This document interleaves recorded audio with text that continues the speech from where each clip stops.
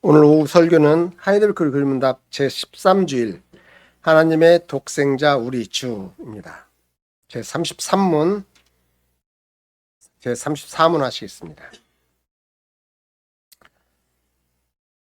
하이델베르크 글문답 제13주일 제33문 보시겠습니다. 우리도 역시 하나님의 자녀들인데 왜 그를 하나님의 독생자라고 부릅니까? 답: 왜냐하면 오직 그리스도만 본래 하나님의 영원한 아들이시기 때문입니다. 그러나 우리는 그리스도의 덕분에 은혜로 입양된 하나님의 자녀들입니다. 제34문 당신은 왜 그를 우리 주라 부릅니까?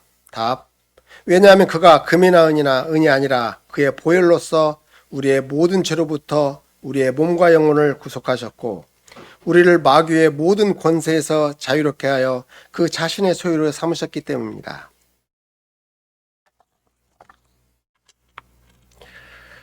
우리 주 예수 그리스도 안에서 사랑하는 성도 여러분, 여러분은 성경에서 주 예수 그리스도께서 라는 250번 이상의 다른 이름으로 언급됐다는 사실을 혹시 기억하고 알고 계십니까?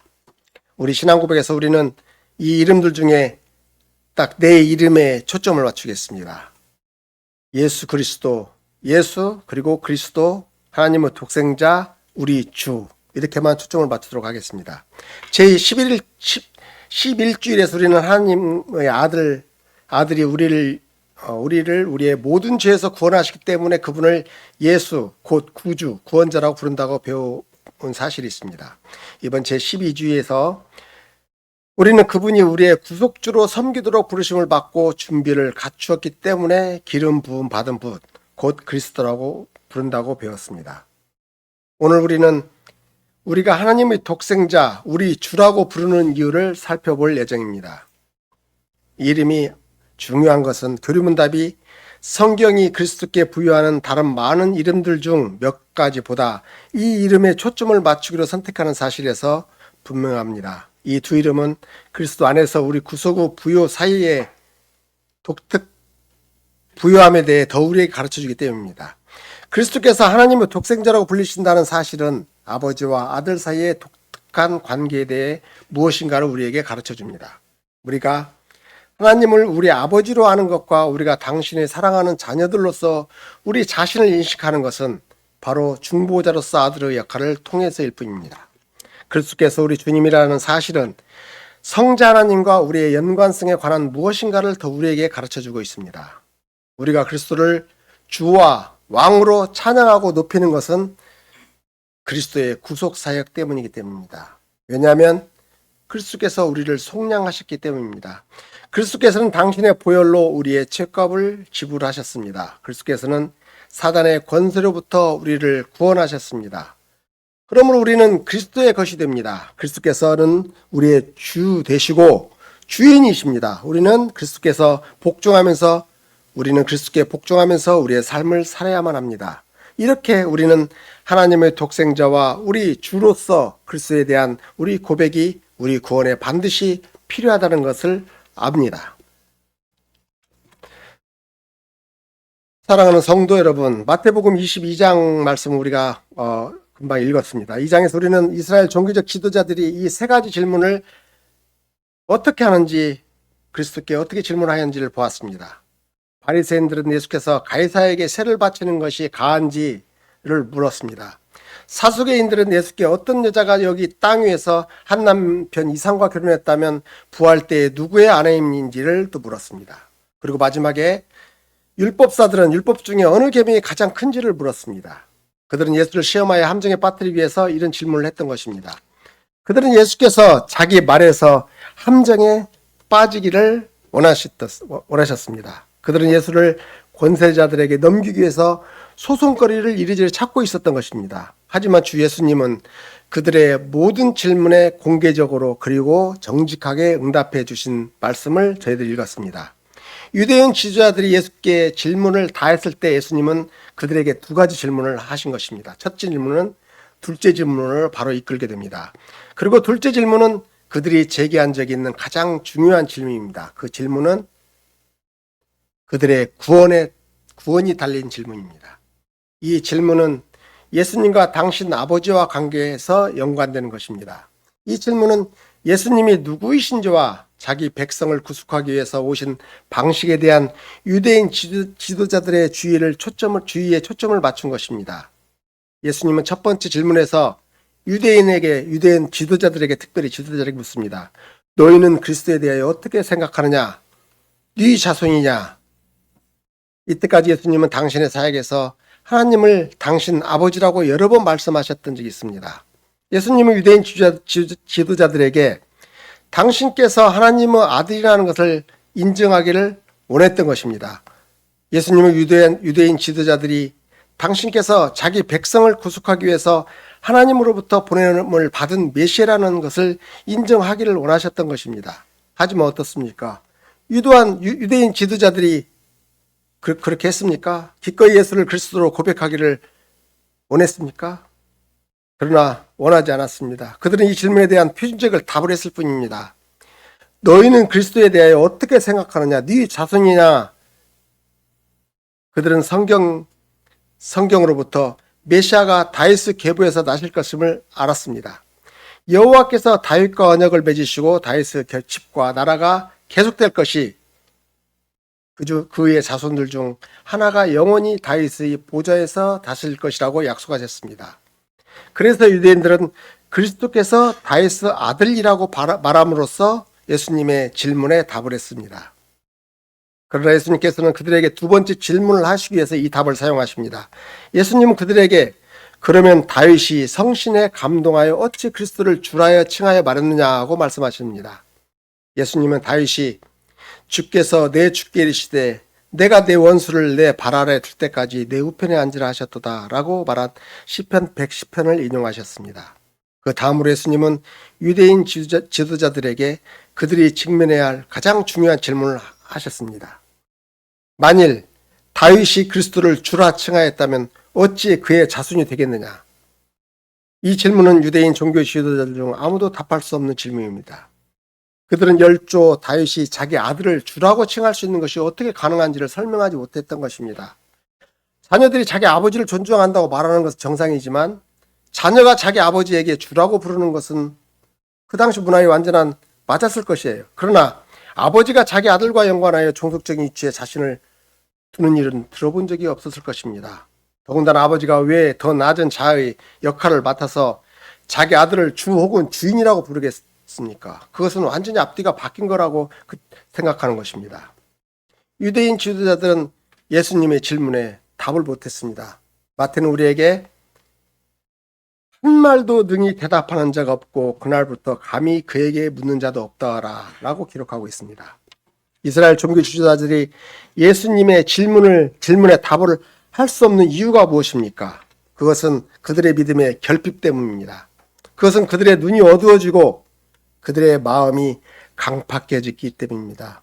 예수님의 질문에 논리적인 답이 있습니다. 하지만 그 질문은 유대인 지도자들이 예수를 하나님으로부터 온 메시아로 고백할 것을 요구하고 있는 것입니다. 그들은 그리스도께서 당신 자신에 대해 증거하신 것을 믿기를 거부하기 때문에 이 답을 할 수 없었습니다. 이 지점에서 우리는 예수님의 질문을 다시 한번 돌이켜 보겠습니다. 이 두 질문은 동일한 것을 목표로 하고 있습니다. 첫 번째 질문은 너희는 그리스도에 대해서 어떻게 생각하느냐? 네 자손이냐입니다. 우리는 알고 있습니다. 그렇지 않습니까? 그 답은 우리가 제13절에서 고백한 것과 같습니다. 그는 하나님의 독생자입니다. 예수님의 두 번째 질문도 동일한 것을 목표로 하고 있습니다. 예수님은 그러면 다윗이 성신에 감동하여 어찌 그리스도를 주라 칭하여 말했느냐고 또 물으셨습니다. 또 그 답도 동일합니다. 그것은 예수님이 하나님의 아들이기 때문입니다. 그것은 예수께서 유대인 지도자들에게 물은 질문 배우의 요점이었습니다. 예수님은 당신이 하나님의 아들이라는 것을 유대인 지도자들이 인정하기를 원하셨습니다. 그들의 구원은 그들이 이 사실을 이해하고 믿는 것에 달려 있었던 것입니다. 성도 여러분, 예수님이 하나님의 독생자라는 것을 이해하는 것은 오늘 우리에게 매우 중요한 문제입니다. 우리의 교리문답은 오직 그리스도만이 하나님의 영원하신 본래 아들이기 때문에 라고 기록하고 있습니다. 그리스도께서 하나님의 독생자라고 불린다고 말합니다. 이것이 의미하는 바가 무엇이겠습니까? 그리스도께서 하나님의 독생자라는 사실은 그리스도께서 태어나거나 만들어지거나 창조되셨다는 의미하지 않습니다. 우리는 그리스도께서 하나님의 아들로서 영원 전부터 계셨다는 것을 압니다. 그리스도께서는 아버지와 당신 사이에 존재한 친밀한 관계를 강조하기 위해서 이 이름으로 불리십니다. 성경은 아버지와 아들 사이의 친밀한 관계에서 우리에게 분명히 가르치십니다. 예수께서 세례받으실 때 예수께서 성신을 부어주시고 이는 내 사랑하는 아들이요 내 기뻐하는 자라고 말씀하셨습니다. 그리스도께서는 종종 아버지 사역 동안 하나님을 당신의 아버지, 그리스도께서는 성전을 당신의 아버지 집이라고 말씀하셨고 거듭거듭 그리스도께서는 당신을 하나님의 아들로 제시하셨습니다. 그러나 유대인 지도자들은 예수님의 이 말씀 때문에 예수님께 분노했던 것입니다. 유대인 지도자들이 예수께서 하나님을 당신의 아버지라고 부르시고 당신을 하나님과 동등하다고 하신 것 때문에 예수를 죽이려고 했다고 우리에게 말합니다. 하지만 예수님은 당신이 하나님의 아들이라는 주장을 철회하지 않으셨습니다. 오히려 요한복음 8장 58절에 예수님은 유대인들에게 진실로 진실로 너에게 이르노니 아브라함 나기 전부터 내가 있었느니라 고 말씀하셨습니다. 또 요한복음 10장 30절에 예수님께서는 나와 아버지는 하나니라 라고 말씀하셨습니다. 이렇게 말씀하신 경우에 두 경우에 결국 유대인들은 예수를 돌로 치려고 했습니다. 왜냐하면 그들은 예수께서 하나님 아들이라는 것을 받아들일 수 없었기 때문입니다. 하지만 사랑하는 성도 여러분, 우리가 제13주일에서 고백하는 것을 믿어야 합니다. 우리는 예수께서 하나님의 독생자이시고 우리의 구원은 이 믿음에 달려있다고 믿어야 됩니다. 왜냐하면 만일 예수님이 하나님의 아들이 아니라면 그때 예수님은 우리의 구원자일 수가 없기 때문입니다. 예수님이 우리 죄로부터 우리를 구원하실 수 있는 것은 예수님이 하나님의 독생자이시기 때문입니다. 예수께서는 우리의 죄값을 지불하기 위해서 하나님의 무서운 진노를 짊어지실 수 있었기 때문입니다. 우리 교리문답에서 아버지와 우리의 관계가 그리스도께서 하나님의 아들이라는 사실에 달려있다는 것을 강조하고 있습니다. 우리가 그리스도로 말미암은 은혜를 통하여 하나님의 자녀들이라고 말합니다. 우리는 하나님의 독생자의 사역을 통하여 하나님의 자녀로 입양되었습니다. 우리가 우리 아버지와 우리 사이의 관계가 회복되는 것은 그리스도와 그리스도의 구속 사역을 통해서 뿐입니다. 그리스도 안에서 은혜를 통하여 우리는 하나님의 사랑을 받는 자녀들로 구별되었습니다. 요한 1서 3장 1절은 이렇게 말씀합니다. 아버지께서 어떠한 사랑을 우리에게 주사 하나님의 자녀라 일컬음을 얻게 하셨는고 우리가 그러하도다 라고 말씀합니다. 이 절에서 사랑하는 자들아 우리가 지금은 하나님의 자녀라. 장래에 어떻게 될 것은 아직 나타나지 아니하였으니 그가 나타나심이 되면 우리가 그와 같은 줄을 아는 것은 그의 계시 그대로 볼 것을 인함이니라 보러 말씀합니다. 하나님께서 우리를 당신의 자녀로서 상속자들로서 입양하신 것은 그리스도 안에서 우리를 향한 하나님의 큰 사랑 때문입니다. 얼마나 놀라운 특권입니까? 본질적으로 우리가 하나님의 아들이 될 수 있었겠습니까? 오히려 그 반대의 입장이 되었을 것입니다. 오히려 마귀의 자식들입니다. 죄에 빠져서 우리의 본성이 전적으로 타락하고 모든 악한 성향으로 이미 기울어져 있었기 때문입니다. 하나님께서 당신의 성신과 말씀하러 역사하지 않는 자들은 누구나 사단의 지배하에 남아 있습니다. 이런 이유로 그리스도께서는 당신을 죽이려고 하는 자들에게 그 유대인들에게 너희는 너희 아비 마귀에게서 났으니 너희 아비 욕심을 너희도 행하고자 하느니라. 요한복음 8장 44절에서 말씀할 수 있었습니다. 비록 우리가 본성적으로 하나님의 자녀들이 아닐지라도 우리는 은혜로 하나님의 자녀들입니다. 하나님께서는 당신의 영원하신 아들의 구원 사역을 통해서 우리를 당신의 자녀들이 되도록 입양하셨습니다. 입양은 부모들이 자녀를 선택하여 자신의 자녀가 되게 하는 과정입니다. 비록 자녀가 본성적으로 그 가족에 속하지 않을지라도 그들은 그 자녀를 자기 나머지 자녀들과 똑같이 공식적인 이치로 받아들입니다. 사랑하는 성도 여러분, 그것은 하나님께서 우리와 함께 하시는 방식입니다. 바울이 갈라디아서 4장 3절에서 우리는 이 세상의 기초 원리 아래에서 종로를 타고 있었다고 말합니다. 때가 되매 매우 특별한 일이 일어났습니다. 4, 5절 말씀입니다. 때가 차면 하나님이 그 아들을 보내사 여자에게서 나게 하시고 율법 아래에 나게 하신 것은 율법 아래에 있는 자들을 속량하시고 우리로 아들의 명분을 얻게 하려 하십니다. 하나님께서 우리를 구속하기 위해서 우리의 죄값을 지불하시기 위해서 당신의 아들을 보내주셨습니다. 하나님의 아들이 그렇게 하심으로 우리가 아들들로 입양을 받게 되었던 것입니다. 우리의 입양에서 우리는 여러 가지 일들이 일어난 것을 압니다.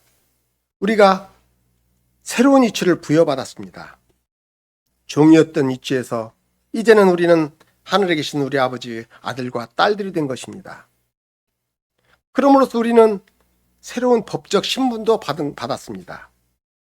그리고 또한 그리스도 안에서 우리는 우리의 죄에 대해서 무죄하다고 선언받기까지 했습니다. 하나님께서는 그리스도의 완전한 만족해 하신 의와 거룩을 우리에게 전가해 주셨습니다. 그래서 우리는 죄로 더럽히지 않고 하나님 보시기에 순수하고 무죄하게 설 수 있었을 것입니다. 우리 이방에서 우리는 또한 새로운 형상을 받았습니다. 우리는 그리스도의 형상 안에서 새롭게 살 수가 있습니다. 성신께서는 우리를 새롭게 하여 우리가 점점 더 하나님의 행함으로 기뻐할 수 있게 하십니다. 자녀들로 입양된 우리는 항상 우리의 특권으로 받은 이치를 복되게 여기지 않습니다. 성도 여러분은 입양된 자녀들이 종종 자신들이 본래 부모가 누구인지를 찾기를 원한다는 것을 압니다. 그들은 본래 자기 가족들과 연대를 새롭게 하기를 원합니다. 우리도 마찬가지입니다. 우리는 항상 하나님의 자녀들이 됨의 복을 감사하지 않습니다. 우리는 죄를 아무렇게 않게 대하고 악한 자 곧 사단의 유혹에 굴복하기도 합니다. 왜냐하면 우리가 어쨌든 우리의 옛 가족이 우리에게 주는 무엇인가가 있다는 것을 늘 생각하고 있기 때문입니다. 사랑하는 성도 여러분, 우리가 우리의 원수 마귀의 교활함을 깨달읍시다. 사단이 광야에서 그리스도를 시험할 때 사단이 그리스도께 많은 것을 주기 위해서 준비했다는 것이 표면적으로 나타났습니다. 하지만 그 반대로 나타납니다. 사탄이 원하는 것은 무엇입니까? 그것은 그리스도를 자신에게 종속시키는 것이었습니다. 그런 마찬가지로 사탄이 우리에게 무엇을 원하겠습니까? 우리를 유혹하기 위해서 사탄은 이 세상에 있는 것들을 사용합니다. 이 세상에 있는 것들에 매우 부적으로 또 보이게 합니다. 하지만 결국 사탄의 목적은 우리를 다시 한번 종으로 삼는 것이겠습니다. 사탄은 우리가 하나님의 가족으로부터 나와서 죄의 종으로 만들기를 원합니다. 그래서 사탄과 함께 우리는 하나님으로부터 영원히 분리되는 형벌을 겪게 될 것입니다. 이것은 하나님의 자녀들을 위하여 준비된 미래와 너무도 다른 일입니다. 바울은 우리가 하나님의 입양된 자녀들이기 때문에 우리가 특별한 신분을 받았다는 것을 우리에게 가르쳤습니다. 우리는 아들들일 뿐만 아니라 유업을 이을 자들입니다. 상속자는 유업에 참여하는 사람입니다. 우리 아버지께서 우리를 위해 준비하신 영광스러운 기업을 생각하십시오. 그리스도를 믿는 우리는 이 세상에서 그리스도의 보화와 은택들에 참여할 뿐만 아니라 오는 세상에서 그리스도의 은택들에 참여하게 됩니다. 하나님께서 당신의 자녀들에게 영원한 생명을 약속하십니다. 우리는 새하늘과 새 땅에서 하나님과 함께 영원히 살 것을 고대합니다. 그것은 참된 하나님의 자녀들 모두를 위해 준비된 영광스러운 기업입니다. 사랑하는 성도 여러분, 구약에서 하나님께서 종종 여호와로 언급되십니다. 유대인들은 하나님의 이름을 모독한다고 여호와라는 이름을 말하는 것을 매우 두려워했습니다. 영어에서도 이런 생각이 약간 반영되어 대문자로 로드라고 표기합니다. 어쨌든 하나님께서는 여호와라는 이름을 통하여 우리의 신실하신 언약의 하나님으로 당신을 알리십니다. 구약이 헬라어로 옮겨질 때 여호와라는 이 거룩한 이름은 퀴리오스라는 단어로 번역되었습니다. 이렇게 신약 시대 오래전부터 주라는 단어는 하나님 당신을 언급하는 데 사용되었습니다. 주라는 단어는 신약에서 이런 방식으로 사용되었습니다. 몇 군데서 예수님은 주로서만 하나님을 언급하기도 합니다. 하지만 신약에서 주목할 만한 것은 이제 규칙적으로 주로 언급되는 분은 예수님이십니다. 이전에 하나님을 말하는 데 사용되는 단어가 주가 이제 예수님으로 언급하는 것으로 나타납니다.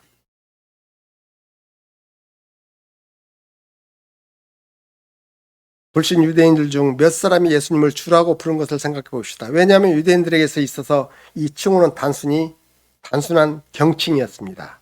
하지만 놀라운 것은 대부분의 경우에 예수님을 주라고 불리셨다는 것입니다. 왜냐하면 사람들이 우리를 다스린 예수님이 주되심을 인정했기 때문입니다. 이를 이해하기 위해서 우리는 어떤 사람을 주라고 부르는 것이 의미하는 바를 생각해 봅시다. 이 단어에서 영어에서는 일반적으로 사용됩니다. 다른 사람들을 다스리는 사람, 곧 주인, 사장, 통치자를 언급하는 것을 주라고 많이 사용했습니다. 소유권을 가진 사람, 또 소유물에 대한 권위를 실행하는 어떤 사람, 그러므로 여러 가지 방식으로 주는 왕과 동의어가 됩니다. 우리가 예수님을 주라고 부르는 이유는 예수님이 우리의 주인이고 우리의 왕이시기 때문입니다.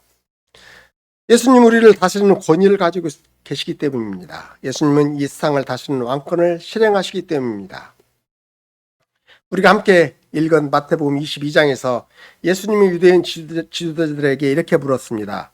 다윗이 어떻게 자기 아들을 주라고 칭하는 것이 가능한가?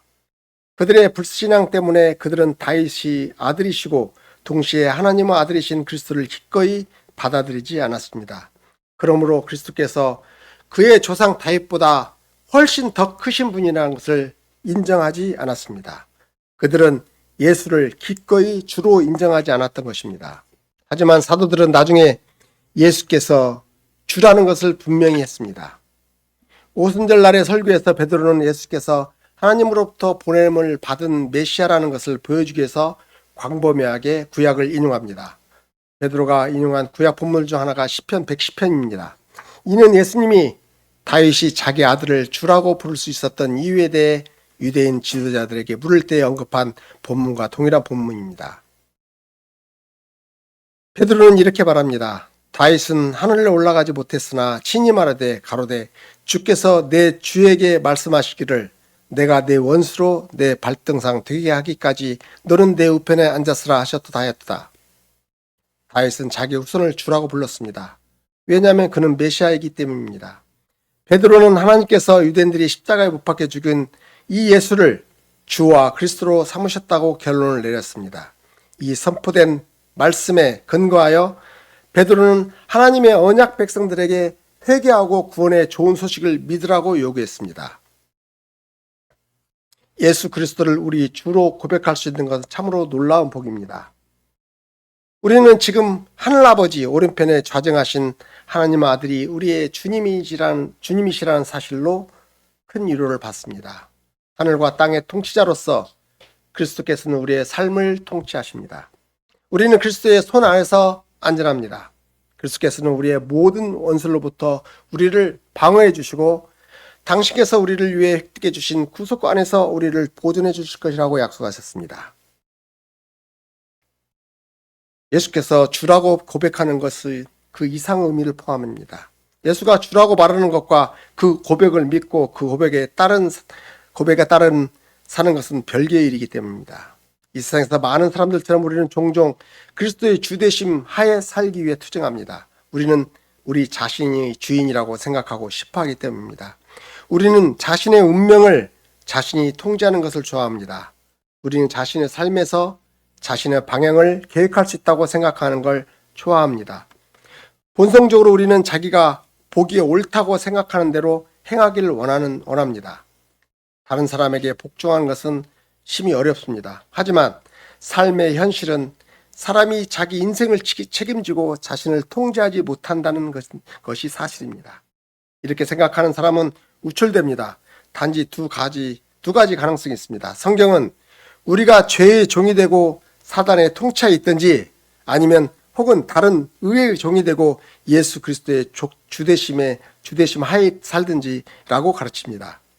우리의 각 사람은 다른 주인의 통제를 받고 있습니다. 그래서 사랑하는 성도 여러분, 질문은 이것입니다.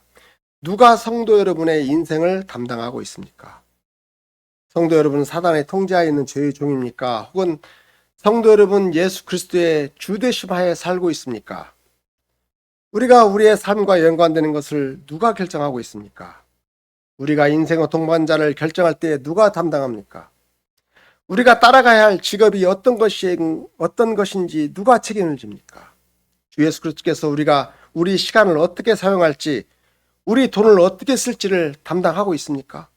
우리가 어떤 음악을 들을지, 우리가 어떤 텔레비전, 어떤 프로그램을 볼지 여시며 주께서 저에게 요구하시는 선한 싸움을 마땅히 싸워서 세상과 사람과 타협하여 미끄러지고 비껴가는 일이 없게 하시도록 기도하고 있습니까? 우리가 자신의 감정과 욕망에 지배당하는 것을 허용합니까? 혹은 우리는 하나님의 말씀에서 주어진 교훈에 항상 주의하면서 살고 있습니까? 마태복음 7장 27절 예수님께서는 나더러 주여 주여 하는 자마다 천국에 다 들어갈 것이 아니다. 다만 하늘에 계신 내 아버지의 뜻대로 행하는 자야 들어가라 라고 경고하셨습니다. 참으로 그리스도를 주로 고백하는 것은 복종을 포함합니다. 우리는 왕께 복종하고 왕 말씀에 주의해야 합니다. 때때로 우리는 이렇게 하는 것을 짐으로 여깁니다. 본성적으로 우리는 자유를 원하기 때문입니다. 자신의 일을 행할 자유가 있습니다. 하지만 실제로 자유가 없다는 사실입니다.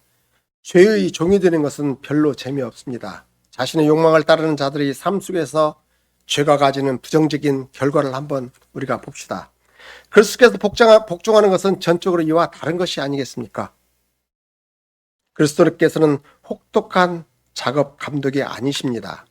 우리 주인이신 예수 그리스도께서는 절대 잔인하지 않고 신사적이시고 고압적이지 않고 겸손하십니다. 그리스도께서는 당신의 유익을 위해 우리에게 권력을 휘두르기 위해 당신의 권위를 사용하지 않으십니다. 그리스도께서는 우리가 당신의 영원한 복에 참여하도록 생명의 길로 우리를 인도하시고 이끄시기 위해서 당신의 권위를 사용하시는 것입니다. 사랑하는 성도 여러분, 우리가 깨달아야 할 필요가 있는 것은 하나님의 계명들을 무거운 짐이 아니라는 사실입니다. 그리스도께서는 우리의 유익을 위해서 우리에게 하나님의 계명을 주셨습니다. 하나님의 계명을 지키는 것은 항상 우리의 선을 위한 것입니다. 그리스도께 복종하면서 사는 것은 우리가 그리스도와 친밀한 교제 가운데 사는 삶의 기쁨, 하나님과 우리 사이에 모든 것이 좋다는 것을 아는 평강을 경험합니다. 분명히 우리는 자신의 힘으로 이런 방식으로 살 수 없을 것입니다. 하지만 그리스도께서는 우리에게 당신의 길로 우리를 인도하시고 이끄실 성신을 주셨습니다. 성신의 능력과 힘으로 우리는 우리 구주 예수 그리스도의 통치하에 살 수 있습니다. 사랑하는 성도 여러분, 예수님은 하나님의 독생자와 우리 주로 고백하는 것이 의미하는 바를 압니다. 그것은 우리가 그리스도께서 누구신지를 아는 것을 의미합니다. 그리스도께서 하나님 아들, 우리의 유일한 중보자, 우리를 하나님의 사랑받는 자녀들이 되는 놀라운 이치로 회복시켜 주시기 위해 오신 분이라는 것을 아는 것입니다. 그것은 우리가 그리스도의 주되심을 인정하는 것을 의미합니다. 우리가 우리의 전체 삶을 그리스도께 복종하고 당신의 말씀과 성신으로 다스리도록 허용합시다. 이런 방식으로 우리가 날마다 필요로 하는 모든 것을 위해 그리스도 안에서 하나님의 은혜에 의지하면서 하나님의 복된 자녀들로 살 수 있습니다. 이런 복된 삶을 살아갈 수 있게 해주신 하나님께 감사와 영광을 돌립시다. 아멘.